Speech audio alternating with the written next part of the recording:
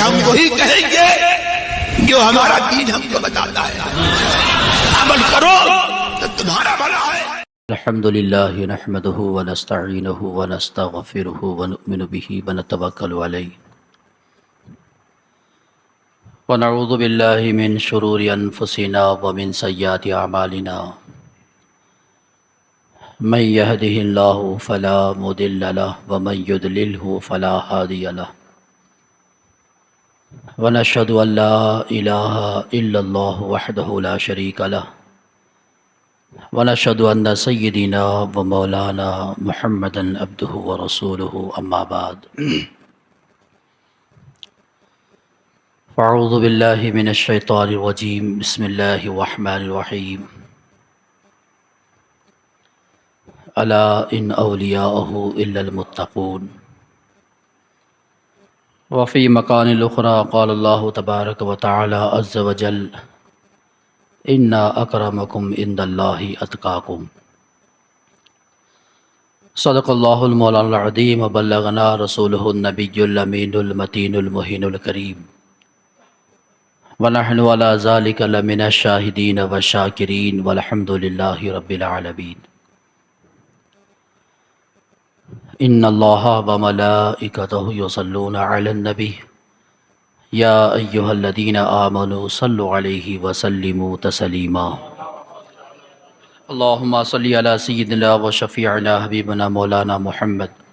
وعلى آل محمد وبارك وسلم صلاة وسلاما عليك يا رسول الله صلی اللہ تعالیٰ علیہ وسلم۔ ایک بار اور پیش فرمائے اللهم صل على سيدنا مولانا محمد وعلى آل محمد طب القلوب دوائها وعافية الأبدان وشفائها ونور الأبصار وضيائها وعلى آله وصحبه وسلم دائما أبدا صلاة وسلاما عليك يا رسول الله صلی اللہ تعالیٰ علیہ وسلم۔ نبی اور آل نبی پر صلی اللہ علی النبی امی وآلہ صلی اللہ علیہ وسلم صلاة وسلاما علیک یا رسول اللہ صلاة وسلاما علیک یا حبیب اللہ صلی اللہ تعالیٰ علیہ وسلم۔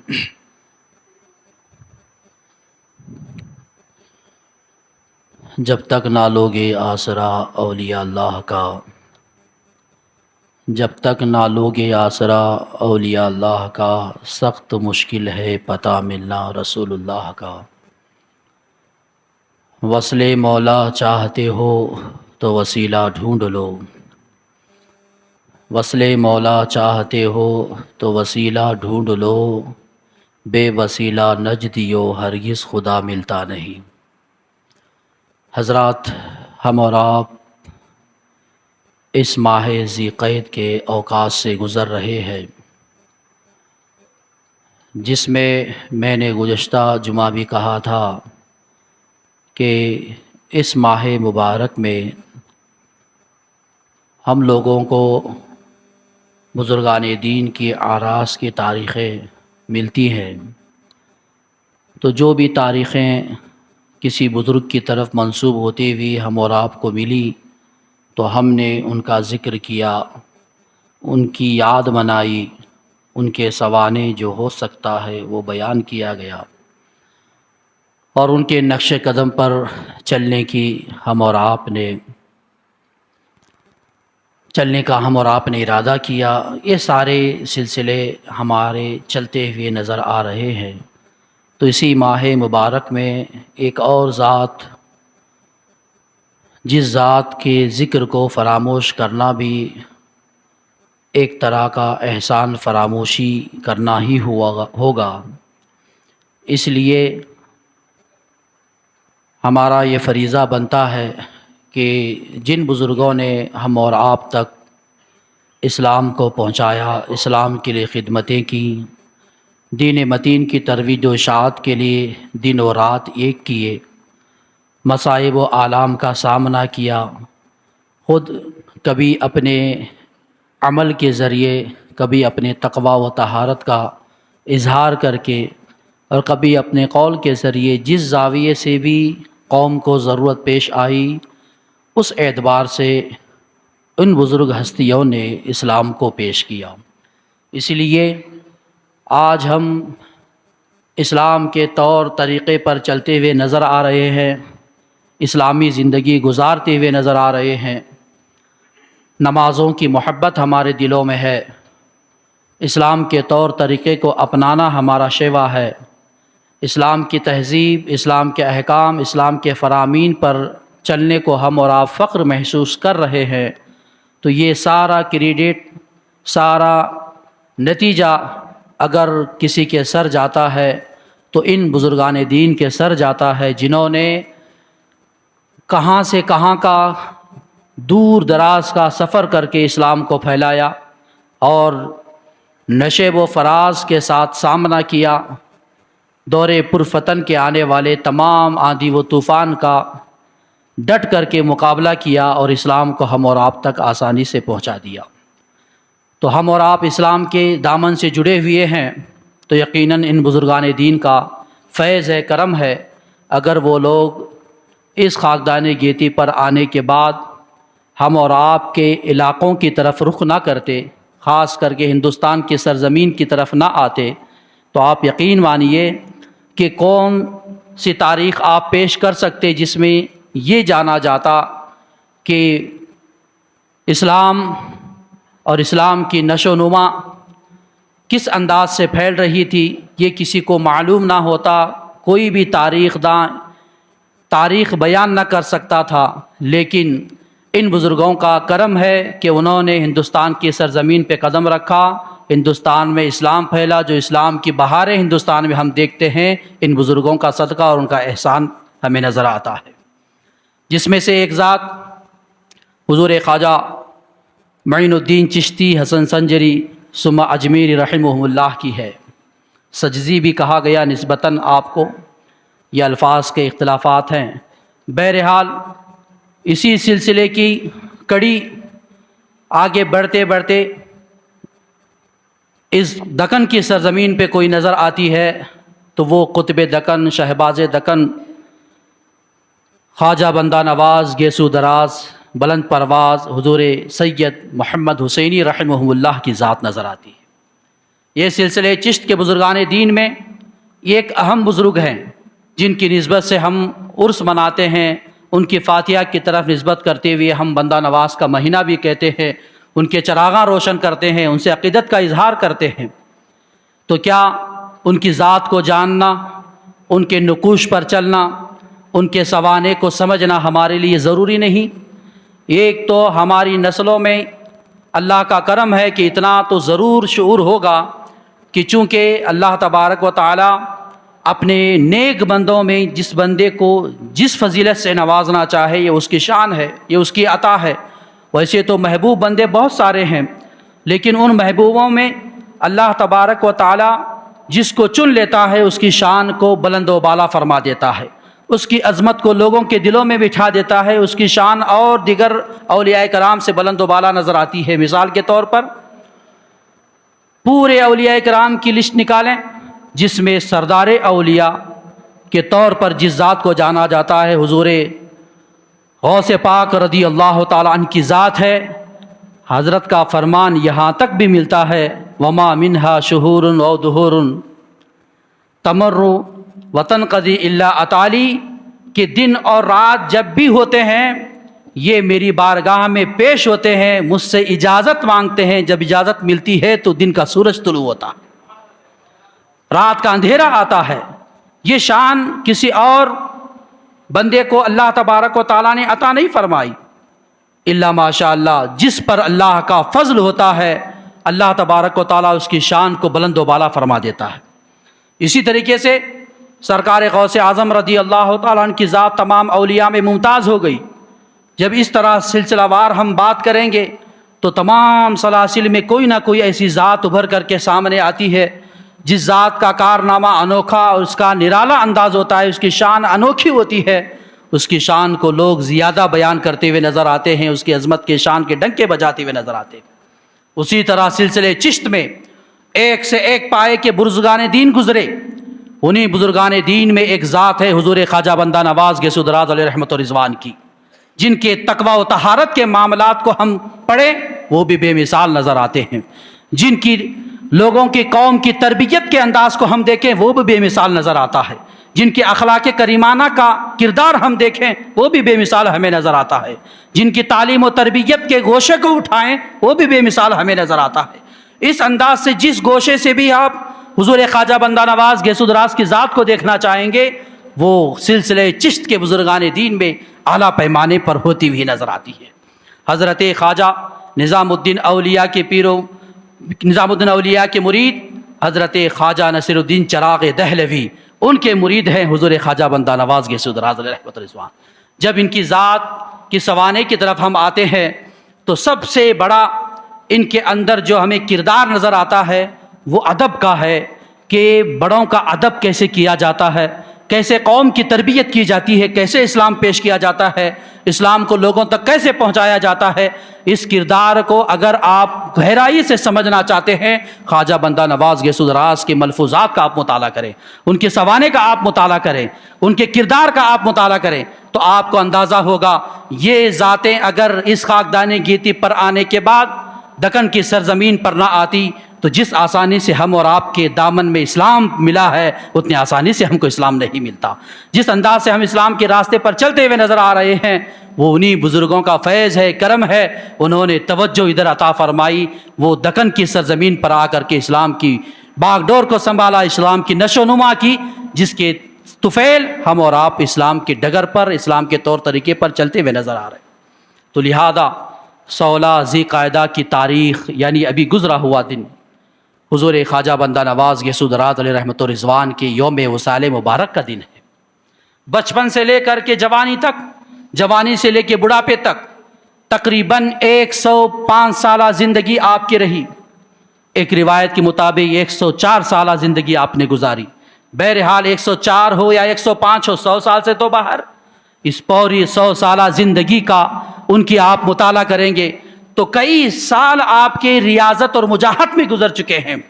پورے مکمل طور پر جب یہ فنا فی اللہ کے درجے کو پہنچتے ہیں تب جا کر کے یہ قوم کے سامنے رہبری کرتے ہوئے نظر آتے ہیں۔ حضرت خواجہ نصیر الدین چراغ دہلوی آپ کے پیر و مرشد ہیں۔ ان کی بارگاہ میں جب آپ بیعت لینے کے لیے پہنچے، عمر تقریباً بتائی جاتی ہے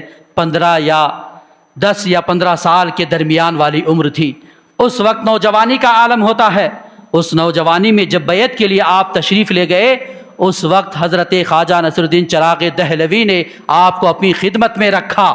17 سال، ایک روایت کے مطابق 20 سال آپ نے خواجہ نصیر الدین چراغ دہلوی کی خدمت کی۔ اس کے بعد جو گر سکھانا چاہتے تھے، جو ہنر سکھانا چاہتے تھے، جو گٹھی پلانا چاہتے تھے، جو ڈھالنا چاہتے تھے، اللہ رب العزت کی محبت کی طرف لو لگانا چاہتے تھے خواجہ نصیر الدین چراغ دہلوی، آپ کے پیر و مرشد کو یقین ہو گیا کہ اب یہ لڑکا اس زاویے پہ پہنچ چکا ہے کہ اب اس کو بیعت و خلافت سے نوازا جا سکتا ہے۔ تب آپ نے بیعت کی۔ کئی سال ریاضت مجاہدات کرنے کے بعد کسی مرید کے ہاتھ سے ہاتھ پیر ملاتا اور کوئی مرید پیر کے ہاتھ پہ ہاتھ ملاتا۔ یہ سلسلے چشت میں آپ زیادہ پائیں گے۔ ویسے دیگر سلاسل کی میں بات نہیں کرتا، دیگر سلاسل میں الگ الگ طریقے سے خلافت دینے کے مسائل ہیں، لیکن سلسلے چشت میں آپ کو زیادہ تر نظر آئیں گے کہ جب تک وہ ریاضت اور مجاہدات کے منزل طے نہیں کرتا، ان منازل سے گزرتا نہیں، تب تک ایک پیر اپنے مرید کو بنانے کی اجازت یا خلافت نہیں عطا کرتا۔ جب مکمل ان کی کسوٹی پر وہ اترتا تب جا کر کے اس کو اجازتیں دی جاتی۔ حضرت خواجہ بندہ نواز گیسو دراز بھی ان ذاتوں میں سے ایک ذات ہے جنہوں نے بچپنے سے لے کر کے جوانی تک اللہ اللہ اور نبی پاک صلی اللہ علیہ وسلم کے فرامین پر آپ نے زندگی گزاری۔ مکمل آپ کی تربیت، آپ کے والدہ کا بیان ہے کہ وہ دوسرے راستے کی طرف ان کو لے جانا چاہتی تھی، لیکن آپ نے کہا امی جان جس زاویے سے جس طرف آپ بلاتے ہیں اس کی طرف میرا دل ہی مائل نہیں ہوتا، میں تو جس کا تذکرہ اپنے گھر میں سنتا ہوں میں اسی کی طرح ہونا چاہتا ہوں۔ کہا جس کا تذکرہ، کس کا تذکرہ؟ تاریخ بتاتی ہے آپ کے گھر میں آپ کے والد گرامی، آپ کے مامو جان یا آپ کے گھر کے افراد جو ہوتے، زیادہ تر تذکرہ اس دور میں جس ولی کا لیا جاتا وہ حضرت یا تو خواجہ نظام الدین محبوب الہی ہوتے یا حضرت خواجہ نصیر الدین چراغ دہلوی ہوتے۔ ان کا تذکرہ گھروں میں ہوا کرتا تھا، تو اسی لیے بزرگان دین کے ان معمولات کو پیش کیا جاتا ہے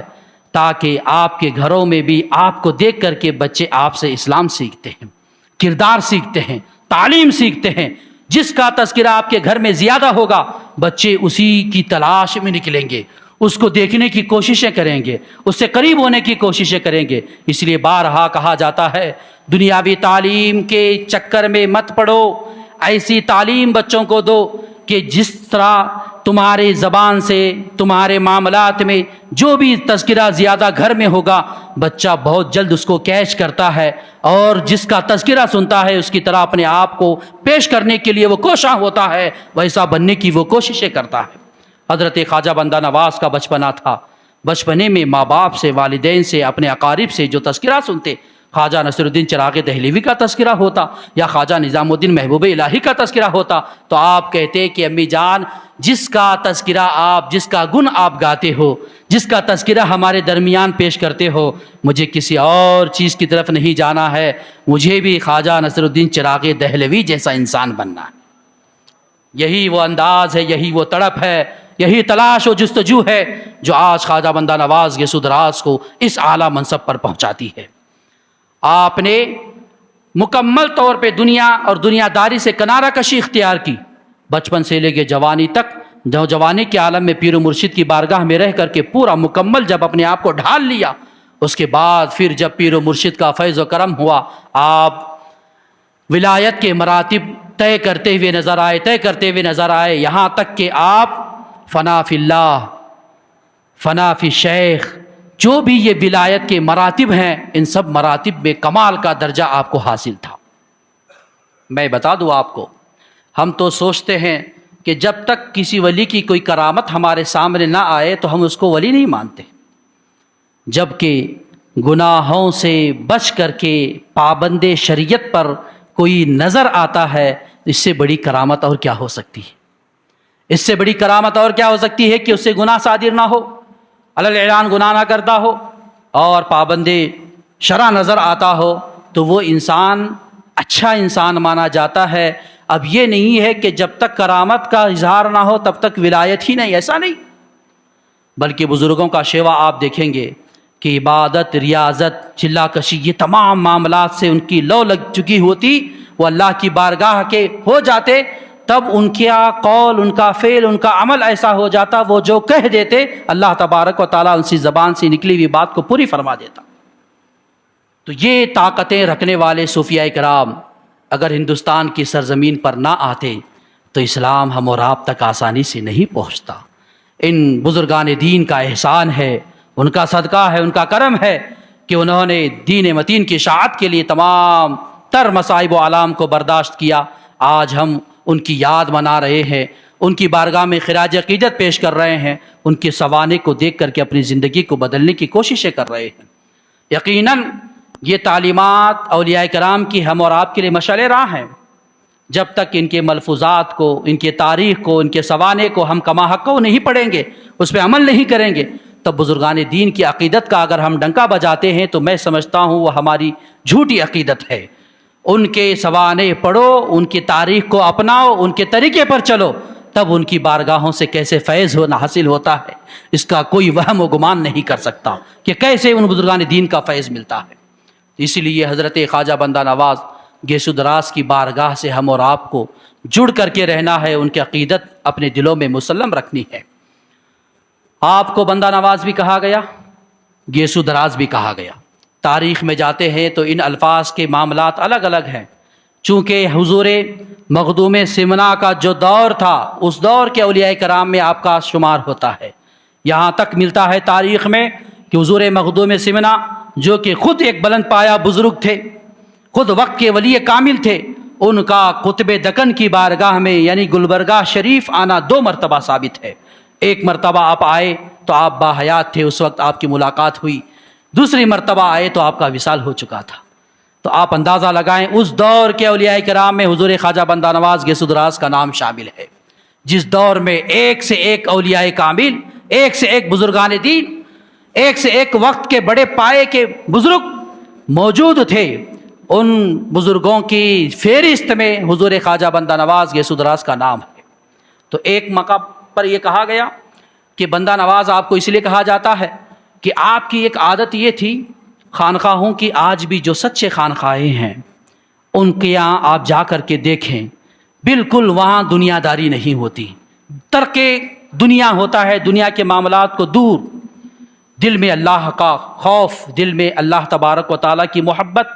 اور آئے ہوئے انسانوں کو معرفت الہی کا وہ جام پلاتے ہیں۔ وہاں انسان جاتے ہیں،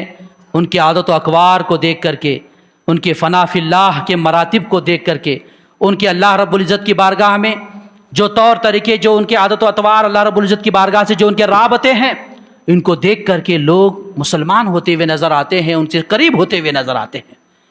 اسی خانقاہوں میں سے ایک خانقاہ حضور خواجہ بندہ نواز کے سدراز کی تھی۔ جو بھی آتا آپ کے ہاں، جو بھی مفتوحات اس وقت کہتے تھے، یعنی کہ آج اس کو ہم نذرانے کہتے ہیں، جو بھی معظم دینی کی بارگاہ میں کوئی بندہ عقیدت کے اظہار کے ساتھ روپیہ ہو، پیسہ ہو، اناج ہو، کسی بھی چیز کو لے جا کر کے دیتا ہے نذرانے کی شکل میں، آج کے دور کے نظریات کو آپ اپنے ذہن میں مت رکھیں، اس دور کو دیکھیں جو آج سے 800 سال 700 سال پرانا۔ اس وقت جو بھی آپ کی بارگاہ میں چیز آتی، آپ فوراً لوگوں کو لٹا دیا کرتے۔ جو بھی چیز ایک آدمی دے رہا ہے، کوئی اس کا مستحق نظر آ رہا ہے، اس کو آپ نے عطا کر دیا۔ ایک آدمی دے رہا ہے، جو بھی وہاں خانقاہوں میں کام کرتے ملازمین تھے، عمال تھے، جو بھی غریب آدمی مستحق نظر آتا، فوراً اس کو نوازتے۔ اس طرح کئی دفعہ آپ کی بارگاہ میں دیکھا گیا کہ جو بھی چیز آپ کو پیش کی جاتی وہ اپنے پاس نہیں رکھتے، بلکہ اسی وقت اگر موجود لوگوں میں کوئی مستحق نظر آتا تو اس کو عطا کر دیتے، یا بلا کر کے لوگوں میں تقسیم کر دیا کرتے۔ اسی چیز کو، اسی ادا کو دیکھ کر کے کسی بزرگ نے یا کہنے والے نے یہ کہا، یہ تو سید محمد حسینی، یہ تو بندہ نواز نظر آتے ہیں، بندوں کو نوازنے والے۔ اور گیسو دراز کا آپ نے تاریخ میں جب آپ مطالعہ کریں گے، گیسو کا معنی ہوتا ہے بال، دراز معنی ہوتا ہے لمبا، تو آپ کے بال لمبے تھے۔ اب یہ الگ الگ انداز سے ان کی تاریخ کو پیش کیا گیا۔ ایک تاریخ میں یہ کہا گیا کہ آپ افغانستان کے جس علاقے سے تعلق رکھتے تھے، وہاں پہ سید کا گھرانہ جو آپ کا تھا، چونکہ آپ کے حسینی سید ہیں، آپ 21 یا 22 پشتوں پر آپ کا سلسلہ حضور پاک صلی اللہ تعالیٰ علیہ وسلم تک پہنچتا ہے۔ یہ کم درجے کے سلاسل میں فوراً اور ایک سے ایک پائے کے بزرگوں سے ہوتا ہوا جو سلسلہ پہنچتا ہے، ان سلاسل میں ایک اہم سلسلہ حضور خواجہ بندہ نواز غوث دراز رضی اللہ عنہ کا، کہ جب آپ کے پیر و مرشد کی تاریخ اٹھائیں وہ بھی بے مثال، خواجہ نصر الدین چراغ دہلوی، ان کے آگے ہم چلتے ہیں خواجہ نظام الدین محبوب الہی، وہ بھی بے مثال۔ پھر اسی طرح پیران اعظام کے سلسلے کو آگے دیکھتے ہیں، حضرت بابا فرید الدین گنج شکر، حضرت قطب الدین بختیار کاکی، پھر حضرت خواجہ معین الدین چشتی، پھر اسی طرح سلاسل میں ہوتے ہوئے خواجہ عثمان ہرونی سے ہوتے ہوئے سلسلے کو جوڑتے ہیں، حضرت سیدنا معروف کرخی تک آپ کا پہنچتا ہے، وہاں سے حضرت امام رضا، پھر حضرت امام باقر، ایسے وایا وایا ہوتے ہوئے حضرت امام حسین کی بارگاہ تک پہنچتا ہے۔ پھر آگے جب دیکھیں گے مولا علی مشکل کشا رضی اللہ تعالیٰ عنہ کی ذات تک آپ کا پہنچتا ہے۔ پھر وہاں تو وہ باب علم ہے، وہاں علم کا فیض بھی ہے، تقوی بھی ہے، طہارت بھی ہے۔ جس زاویے سے حضرت علی کی بارگاہ سے فیضان مل رہا ہے، اس میں سلسلے چشت کے طور پر وہ فیضان بٹ رہا ہے۔ ہندوستان کی سرزمین پر حضرت خواجہ معین الدین چشتی حسن سنجری رحمہ اللہ، پھر ان کے واسطے سے، ان کے مریدین سے ہوتا ہوا دکن کی سرزمین پر چھما چھم بارش رحمت و نور کی برس رہی ہے، تو خواجہ بندہ نواز غوث دراز کا درجہ، ان کی بارگاہ سے جو بھی جاتا ہے ان کی بارگاہ کو دیکھ کر کے ہی مروب ہو جاتا ہے۔ ایسا حسین منظر، ایسا حسین گنبد، ایسا حسین نظارہ۔ وقت کے ولی کی پہچان بھی بافیض بارگاہ کی بعض بزرگوں نے یہ کی، جس کی بارگاہ میں جاؤ تمہیں سکون حاصل ہو تو سمجھ جاؤ یہ بافیض بارگاہ ہے۔ جس بارگاہ میں جاؤ تمہیں سکون ملے، اطمینان ملے، جس پریشانی سے تم گئے تھے وہ پریشانی تمہاری دور ہو تو سمجھ جانا آج بھی اس بارگاہ سے رب کا فیض، رب تبارک و تعالیٰ کی رحمت برس رہی ہے، بزرگان دین کا فیض لٹ رہا ہے، تو سمجھ جانا کہ وہ بافیض بارگاہ ہے۔ جیسے ان کی زندگی میں لوگوں کی پریشانیاں دور ہوتی تھی، ان کے مقبرے سے آج بھی لوگوں کی پریشانیاں دور ہو رہی ہیں۔ انہی بارگاہوں میں، بافیض بارگاہوں میں ایک بارگاہ حضور خواجہ بندہ نواز غوث دراز کی ہے۔ میں بتا یہ رہا تھا یہ تمام سلاسل میں جب آپ نظر اٹھا کے دیکھیں ایک سے ایک ذات، تو حضور خواجہ بندہ نواز گیسو دراز کے پیر و مرشد ہیں حضرت خواجہ نصیر الدین چراغ دہلوی۔ تاریخ ایک بتائی گئی کہ مقام ہراس سے جب آپ کے آباء و اجداد میں کوئی سفر کرتے ہوئے ہندوستان کے سرزمین پر پہنچے، دہلی میں آپ نے قیام کیا، وہاں کے بعد پھر آپ کے آباء و اجداد کے معاملات ایسے تاریخ میں بتائے گئے کہ دولت آباد آنا ہوا مہاراشٹر کے سرزمین پر، پھر اس کے بعد دہلی چلے گئے، پھر دہلی سے آپ گلبرگہ شریف تشریف لائے۔ تو اس طرح کے سفر میں کئی مراحل ہیں، لیکن اس مختصر وقت میں ان کے پورے مراحل کو پیش نہیں کیا جا سکتا۔ بس اتنا جانیں کہ گیسو دراز سے ملقب جو آپ کی ذات ہے اس کے مختلف اقوال ہیں، مختلف روایتیں ہیں۔ ایک روایت یہ پیش کی گئی کہ آپ کے پیر و مرشد کی ڈولی لے کر کے جب آپ چل رہے تھے تو آپ کے چونکہ اس خاندان کا طریقہ یہ تھا کہ اس خاندان میں لوگ زیادہ لمبے بال رکھتے تھے، تو بال آپ کے لمبے تھے، گیسو دراز تھے، تو پیر و مرشد کا ادب و احترام اتنا کہ جو ڈولی اٹھائے ہوئے تھے اس ڈولی میں آپ کے بال پھنس گئے، تو آپ کو تکلیف ہو رہی تھی، لیکن آپ نے کہیں ایسا نہ ہو میں کہہ دوں پھر سفر روکنا پڑے گا، پیر و مرشد کو ڈولی سے نیچے آنا پڑے گا، پھر میرے الجھے ہوئے بال کو نکالنا پڑے گا، اتنی تکلیف میں اپنے پیر صاحب کو کیوں دوں؟ یہ جب مرید اس طرح سے فنافق شیخ ہوتا ہے تبھی جا کر کے وہ مراتب، وہ درجات، وہ بلندیاں حاصل ہوتی ہیں، تبھی جا کر کے پیر و مرشد کا فیض ملتا ہے۔ جتنی عقیدت اپنے پیر سے مضبوط بناؤ گے اتنا ہی پیر کا فیض ملے گا۔ یہ نہیں کہ ڈنگا تو ہم بجا رہے ہیں، نعرہ تو ہم لگا رہے ہیں، ان کے معاملات کو ہم پیش کر رہے ہیں، لیکن عمل ہمارا ان کے قول کے خلاف ہے، تو ان کی ذات سے فیض ہم کو نہیں ملتا۔ فیض حاصل کرنا ہے تو ان کے ملفوظات پہ عمل کریں، ان کے تعلیمات پہ عمل کریں، ان کے بتائے ہوئے راستے پہ چلیں، تو اگرچہ ہم زبان سے ان کا نعرہ نہ لگائیں، عمل سے اگر ہم ان کے تعلیمات پر، ان کے روش پر چل رہے ہیں تو ان کی روح یقیناً خوش ہوگی، ان کی بارگاہ سے ہم کو آج بھی فیض ملتا ہوا نظر آئے گا۔ یہ بزرگوں کے دیار سے فیض حاصل کرنے کے طریقے ہیں۔ ادب دیکھیں آپ، حضور خواجہ بندہ نواز گیسو دراز یہ سوچ رہے ہیں کہ اگر میں رکاؤں گا اس تکلیف سے تو میرے پیر صاحب کو تکلیف ہوگی، پیر و مرشد کو تکلیف۔ آپ نے خاموشی سے صبر کیا، سفر لمبا ہوتا گیا، جہاں اترنا تھا وہاں اترنے کے بعد جب یہ بات پتہ چلی حضور خواجہ نصیر الدین چراغ دہلوی کو، تو آپ نے کہا کہ اسی وقت کیوں نہیں کہا، اسی وقت کہہ دی اتنی تکلیف تم نے برداشت کر دی۔ بہرحال اس تاریخ میں یہ ہے کہ آپ نے ہاتھ اٹھائے، رب کی بارگاہ میں دعا کی، اے اللہ اس نے میری تعظیم کی ہے، تو بھی اس کی تعظیم لوگوں سے کروا دینا۔ یعنی یہ مفہوم ہے، اس وقت انہوں نے کہا تھا آج تو نے میری ڈولی اٹھائی، کل بادشاہ لوگ تیری ڈولی اٹھائیں گے۔ زمانے نے دیکھا حضور خواجہ بندہ نواز کی ڈولی وقت کا بادشاہ اٹھاتا ہوا نظر آیا۔ تو یہ ہے اللہ والوں کا درجہ، یہ ہے اللہ والوں کے تقوی و طہارت کے منازل۔ تو حضور خواجہ بندہ نواز گیسو دراز کی ایک روایت یہ پیش کی گئی کہ وہ جب ڈولی میں بال پھنسے تھے تو چونکہ سفر لمبا ہوا تھا، ڈولی کھینچ رہی تھی تو بال بھی آپ کے لمبے ہوتے گئے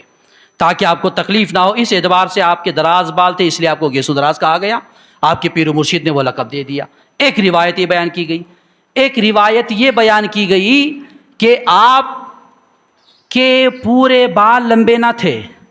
اس روایت کو حضور اعلیٰ حضرت نے پسند کیا ہے۔ اب تو کوئی کلام ہی نہیں پیدا ہو سکتا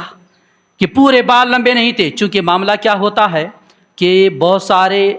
لوگ شریعت کی نگاہ سے دیکھا کرتے ہیں، دیکھنا بھی چاہیے، شریعت کا نقطۂ نظر ہے۔ شریعت کے معاملات کے اعتبار سے اگر دیکھیں گے تو شریعت میں اتنے لمبے بال رکھنے کی اجازت نہیں کہ عورت سے مشابہت ہو جائے، اتنی ہی حد تک جو نبی پاک صلی اللہ علیہ وسلم کی سنت ہے کانوں کے لو تک، اس کے الگ الگ 3 مراتب ہیں، کسی کو وفا کہتے ہیں، کسی کو لمبا کہتے ہیں، کسی کو جمعہ کہتے ہیں۔ یہ بالوں کے رکھنے کی ترتیبیں ہیں، زلفیں رکھنے کی کہاں تک رکھ سکتے ہیں۔ بہرحال کندھوں سے نیچے جو عورتوں کی مشابہت والے بال ہوں وہ شریعت میں کسی کے لیے بھی جائز نہیں، اور وقت کا ولی ہو اور شریعت کے خلاف کرے، ایسے کیسے ہو سکتا ہے؟ اسی لیے بہت سارے لوگوں نے تردد کیا، اس زاویے سے دیکھا حضور خواجہ بندہ نواز کی ذات کو کہ خواجہ بندہ نواز گیسو دراز کے بال لمبے تھے تو گویا شریعت کے خلاف ولی کیسے کر سکتا ہے، تھوڑا انہوں نے تردد کیا۔ اسی لیے کہا گیا ہے کہ جس زاویے سے آپ دیکھ رہے ہو ذرا اس زاویے کو سمجھنے کی کوششیں کریں گے تو حضور خواجہ بندہ نواز کی ذات کھل کر کے عیاں ہو کر کے سامنے آئے گی کہ شریعت سے ہٹ کر نہیں ہے، شریعت کے موافق اور شریعت کے پابندی میں آپ کی ذات نظر آتی ہے۔ تو کہا پورے بال آپ کے لمبے نہیں تھے۔ اچھا، اس اعتراض کو ختم کرنے کے لیے بعض بزرگوں نے یہ فرمایا کہ کسی کے لمبے بال زانوں تک ہو جانا، عورتوں میں ایسے بال کہاں ہوتے ہیں کہ ان کے زانوں تک بال آ جائیں؟ تو زانوں تک بال ہو جانا یہ الگ مسئلہ ہے، مشابہت والا الگ مسئلہ ہے۔ اس لیے عورت کی مشابہت جہاں تک عورتوں کے بال ہوتے ہیں وہاں تک ہو تو عورتوں کی مشابہت نظر آئے گی۔ یہ تو بال ان کی اس سے بھی زیادہ تھے۔ ایسے ہی بہت سارے سلاسل میں لمبے بالوں کی روایتیں اور مختلف تاریخیں ہیں، میں اس کی طرف جانا نہیں چاہتا، لیکن بتانا مقصد یہ ہے مشابہت کا پہلو جہاں تک تھا اس سے زیادہ حضرت خواجہ بندہ نواز کے سدراز کے زلفے یعنی بال مبارک تھے۔ تو لہذا مشابہت والا قول لے کر کے اعتراض پیدا کرنا صحیح نہیں۔ لیکن بڑی پیاری بات حضور مجدد میت حاضرہ حضور اعلیٰ حضرت نے بڑی پیاری بات کہی، کہا کہ ان کے بال پورے بال لمبے نہ تھے، صرف 2 بال یا چند بال لمبے تھے۔ اس کی وجہ بھی یہ ہو گئی تھی کہ جب ڈولی میں آپ کے پیر و مرشد کے وہ بال پھنس گئے تھے تو ان بالوں کو، ایک روایت ہے کہ گھوڑے کی زین میں بال پھنسے تھے آپ کے، ایک روایت ہے کہ ڈولی میں پیر و مرشد کے بال پھنسے تھے، جس روایت کو بھی مانے تو اس بال کو آپ کے پیر و مرشد نے چھو لیا تھا، یعنی بال کو نکال کر کے چھڑا دیا تھا جہاں پہ الجھے ہوئے آپ کے بال تھے۔ تو آپ کے اندر پیر و مرشد کی ذات کا اتنا احترام تھا کہ جس چیز کو آپ کے پیر و مرشد کے ہاتھ نے ٹچ کیا اس کو بھی بڑے ادب و احترام سے آپ سجا کر کے اپنے بالوں میں ان 2 بالوں کو جو لمبے بال تھے اس کو آپ رکھے ہوئے تھے۔ وہی 2 بال ہیں جو تبرک کے طور پر آپ نے رکھا تھا، چونکہ آپ کے پیر و مرشد کا ہاتھ اس پر ٹچ ہوا تھا، تو لہٰذا تبرک کے طور پر کسی چیز کو رکھنے سے شریعت منع نہیں کرتی ہے۔ اس زاویے سے دیکھیں گے تو حضور خواجہ بندہ نواز کی ذات پہ کوئی اعتراض نہیں ہو سکتا۔ حضور اعلیٰ حضرت نے فرمایا 2 بال صرف تھے، وہ بھی تبرکن آپ نے رکھا تھا، اس لیے آپ کا لقب بھی ہو گیا گیسو دراز، چونکہ جس پیر کے ہاتھ آپ کے بال مبارک پر لگے تھے ان بالوں کو آپ نے محفوظ کر کے پیر و مرشد کے ادب و احترام میں رکھا تھا۔ تو یہ وہ ذاتیں ہیں جنہوں نے اپنے پیر کا ادب کیا، ان سے فیض حاصل کیا، ان سلاسل سے آنے والی برکتیں حاصل کی، پھر اس کے بعد قوم کی تربیت کی، قوم تک اسلام پھیلایا اپنے کردار سے، اپنے اقوال سے، اپنے افعال سے، اپنے اعمال سے۔ جس زاویے سے آپ دیکھیں گے اس زاویے سے آپ کا کردار نمایاں نظر آتا ہے۔ اسی لیے 16 ذی قعدہ کی تاریخ کو آپ کا وصال مبارک ہے، ہم بڑے عقیدت اور احترام کے ساتھ ان کی یاد مناتے ہیں۔ چونکہ میں نے گزشتہ جمعہ بھی آپ سے کہا تھا جہاں صالحین کا ذکر ہو وہاں اللہ کی رحمتیں ہوتی ہیں، تو جہاں ذکر ہو وہاں اللہ کی رحمتیں، اور جہاں جس کا ذکر ہو رہا ہے اس کی ذات موجود ہو وہاں اللہ کی رحمتیں کتنی ہوں گی۔ اسی لیے بزرگان دین کی بارگاہوں میں جانے کی بات کہی جاتی ہے، ان کے بارگاہوں تک پہنچو وہاں اللہ کی رحمتیں جھما جھم برس رہی ہیں، ایک چھینٹا بھی تمہارے دامن میں پڑ گیا تمہاری نیا پار ہو جائے گی، تمہارا بیڑا پار ہو جائے گا، تمہاری بگڑی بنتی ہوئی نظر آئے گی۔ اسی لیے ان بزرگان دین سے ان کی عقیدت ہمارے دلوں میں بس گئی ہے تو ان کی بارگاہوں سے فیض ہم اور آپ کو حاصل کرنا چاہیے، ان کی یاد منانا چاہیے، ان کا ذکر کرنا چاہیے۔ حضور خواجہ بندہ نواز کے بہت سارے لوگ الگ زاویے سے دیکھتے ہیں، کہا کہ یہ تو صوفی لوگ تھے، انہوں نے کتابیں کہاں لکھی ہیں، فلاں مولانا صاحب فلاں عالم صاحب نے بہت کتابیں لکھی ہیں، تو لہذا ان کی شان ان کی شان، اس اینگل سے دیکھنے کی کوششیں کرتے میں کہتا ہوں کہ ہم اور آپ کون ہوتے ہیں اس طرح کے معاملات میں الجھ کر کے ایک کی شان کو بلند کر کے ایک کی شان کو گھٹانے کا ہمارا اور آپ کا اختیار نہیں ہے۔ اللہ کا محبوب بندہ کس بیس میں رہتا ہے ہم اور آپ نہیں جان سکتے، دیکھنے میں تو وہ عام آدمی سا لگتا ہے لیکن درجات اس کے اعلیٰ پیمانے پر ہوتے ہیں، رب کا تقرب اسے اتنا حاصل ہوتا ہے کہ ہماری عقلوں میں نہیں آتا۔ اچھا چلیے اس زاویے سے بھی دیکھنے کی کوشش کریں تو آپ نے بہت ساری تصانیف بھی کی ہیں، عوارف المعارف، رسالہ کوشیریہ کی شرح، الہامات غوث اعظم یعنی غوث اعظم رضی اللہ تعالیٰ عنہ کی بارگاہ میں رب کی بارگاہ سے جو الہامات ہوتے ہیں اس کی شرح کی ہے۔ اور اتنا ہی نہیں، قرآن کی تفسیر بھی بعض تاریخوں میں آیا، قرآن کی تفسیر بھی آپ نے کی۔ صوفیوں کا یہ جو ٹولہ ہے اس کو الگ نگاہ سے دیکھنے والے یہ ذہن میں رکھیں کہ صوفیوں کے مراتب درجات جو بلند ہوتے ہیں وہ یوں ہی نہیں ہوتے. کوئی بھی صوفی حقیقت میں اگر وہ صوفی ہے تو علم سے خالی نہیں ہوتا, علم سے عاری نہیں ہوتا, علم کو مراحل کو طے کرتا ہے, تبھی جا کر کے طریقت کا علوم حاصل کر لیتے ہیں, تبھی جا کر کے معرفت الہی کا جلوہ ان کے اندر ہوتا ہے. ایسا نہیں ہے کہ شریعت کو چھوڑ کر یا شریعت کے علوم کو چھوڑ کر وہ معرفت و طریقت کے درجات حاصل کریں. آپ ذرا دیکھیں سید الطائفہ, سید الاصفیاء جن کو کہا گیا حضرت جنید بغدادی رحمہ اللہ, آپ کی ذات صوفیاء کرام میں اعلیٰ پیمانے پر اولیاء کرام میں مانی جاتی ہے, لیکن جب ان کی سوانح بھی ہم دیکھتے ہیں تو آپ نے بھی قرآن شریف کی تفسیر کی ہے, تفسیر جنیدی اس کا نام رکھا گیا. لیکن آج کے زمانے میں وہ ناپید ہے, یہ الگ مسئلہ ہے, لیکن انہوں نے قرآن پاک کی تفسیریں کی ہیں. بعض پرانی کتابوں میں آپ کی تفسیر کے حوالے ملتے ہیں کہ قرآن پاک کی آپ نے تفسیر کی. تو اس طرح حضور خواجہ بندہ نواز نے بھی قرآن پاک کی تفسیر کی, بہت ساری کتابیں لکھی. حضور غوث اعظم رضی اللہ تعالیٰ عنہ پہ جو اللہ کی بارگاہ سے علامات ہوتے تھے اس کی تشریح کی. یہ وہی انسان کر سکتا ہے جسے اللہ تبارک و تعالیٰ علم کشف عطا فرماتا ہے. ظاہر اور باطن پر نگاہ جس کی ہوتی ہے وہی الہامات کی تشریح کر سکتا ہے, وہی مطالب اور مفاہیم کو پیش کر سکتا ہے. تو اس زاویے سے دیکھیں, علمی اعتبار سے بھی حضور خواجہ بندہ نواز کی ذات بلند نظر آتی ہے, علمی اعتبار سے بھی, کرامات کے اعتبار سے بھی, زہد و تقویٰ کے اعتبار سے بھی, غربہ پروری کے اعتبار سے بھی. یہ جتنے بھی درجات آپ شمار کریں کم پڑ جائیں گے. حضور خواجہ بندہ نواز کی ذات اس سے بھی بلند و بالا نظر آتی ہے. آپ کے ملفوظات کی ایک بات میں پیش کروں. آپ نے لکھا ہے کہ مرید کا, پیر و مرید کا یہ جو سلسلہ چلتا ہے اس سے فائدہ کیا حاصل ہوتا ہے. آپ نے اپنے ملفوظات میں لکھا کہ حضرت خواجہ نصیر الدین چراغ دہلوی جو میرے پیر و مرشد ہیں, ان کا ایک آزاد طبع مرید تھا, یعنی آزاد طبیعت کا, زیادہ پابند نہیں تھا شریعت کا, لیکن مرید تھا. بعد وفات جب اس کو ڈالا گیا تو اس کے سر پر حضرت خواجہ نصیر الدین چراغ دہلوی کی ٹوپی تھی. جب قبر میں لٹایا گیا فرشتے آئے, تو فرشتے آنے کے بعد جیسے ہی نظر ڈالے دیکھا کہ اس پر حضرت خواجہ نصیر الدین چراغ دہلوی کی ٹوپی سجی ہوئی ہے, ٹوپی پہن کر کے آیا ہے. تو فرشتے آپس میں, حضور خواجہ بندہ نواز اپنے ملفوظات میں خود لکھ رہے ہیں اس واقعے کو, کہ وہ فرشتے آپس میں انہوں نے گفتگو کی کہ اتنا نورانی تاج یہ پہن کر کے بندہ آیا ہے خواجہ نصیر الدین چراغ دہلوی کا, تو اس بندے سے سوال و جواب کرنے کو کیا فائدہ, یعنی کیا کرنا اب اس سے, جو اتنا سجایا ہوا آیا ہے. تو اس کے بعد تاریخ میں یہ بتایا گیا کہ اس ٹوپی کی نسبت سے اس مرید کو جو آزاد طبع تھا, یعنی پابند شریعت وہ نہ تھا, ہو سکے ملے تو نماز پڑھ لیا, ہو سکے تو نیکی کر لیا, نہیں تو نہیں, ایسا آزاد خیال,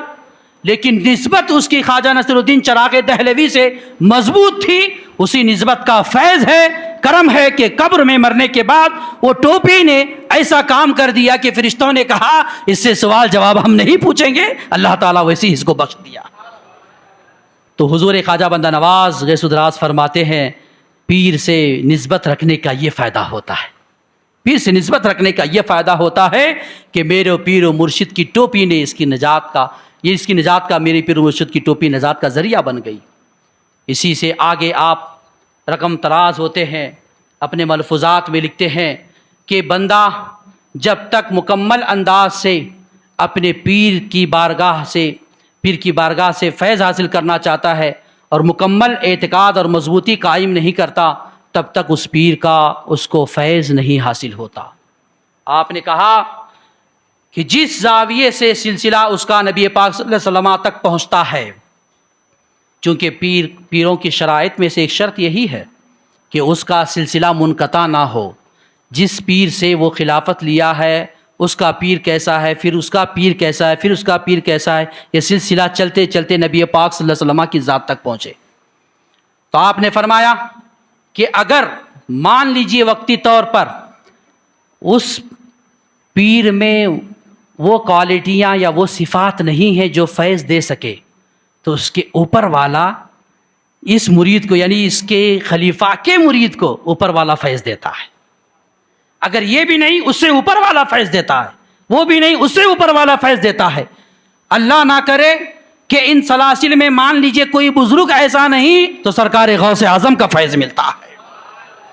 تو پتہ یہ چلا کہ جس کا سلسلہ منقطع نہ ہو تو فیض اس ولی سے نہ صحیح اس کے اوپر والے ولی سے پہنچتا ہے. تو خواجہ بندہ نواز کے راز بتانا یہ چاہتے ہیں کہ پیر و مرید کے معاملات میں جب اگر مضبوط کسی کو پیر مل گیا تو اس کی نسبت سے اللہ تبارک و تعالیٰ اس کی زندگی کو کامیاب و کامران بنا دیتا ہے. تو اسی لیے یہ سارے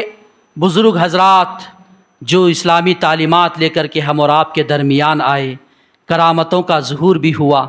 کرامت کے ذریعے اسلام پھیلانا ہوا تو کرامت آپ نے دکھائی،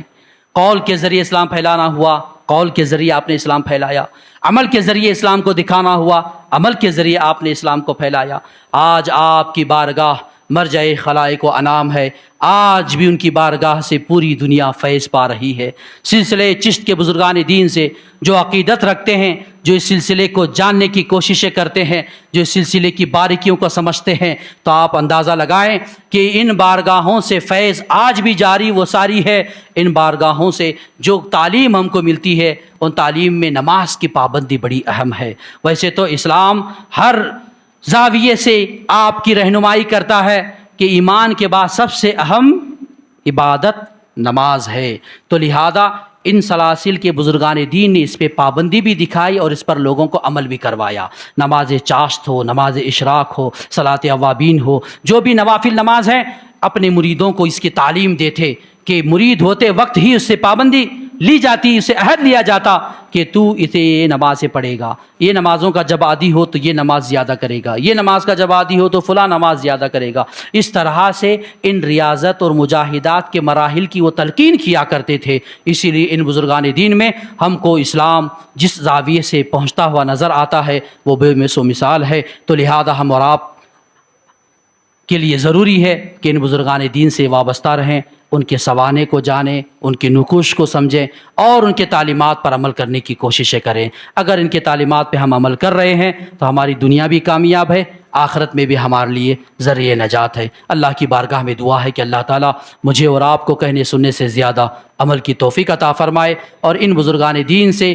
سچی محبت اور ان کے بتائے ہوئے راستے پر چلنے کی توفیق عطا فرمائے. ان بزرگان دین کے فیضان سے ہم سب کو مالا مال فرمائے. ان پاک صوفی منش بزرگوں کے صدقے میں اللہ ہم تماموں کے گناہ صغائر گناہ کبائر کو معاف فرمائے. ان کی نسبتوں سے ہماری پریشانیوں کو دور فرمائے، ہمارے رزق میں، عمر میں، علم و عمل میں برکتیں عطا فرمائے. اللہم ربنا تقبل منا انک انت السمیع العلیم وتب علینا انک انت التواب الرحیم برحمتک یا ارحم الراحمین.